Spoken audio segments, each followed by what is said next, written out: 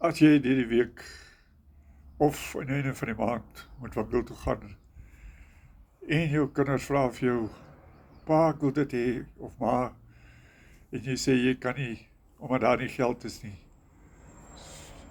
Daar is altyd 'n uitkoms deur 'n tweede inkomste te hê, waar jy kan in dollars verdien deur met selfoon en wifi en 2 ure 'n dag te werk en later miskien jou eie baas te kan wees deur dit voltyds te kan doen.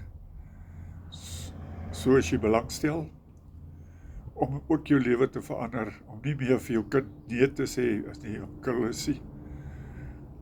WhatsApp my by 081 446 6904 of comment graag. Dankie.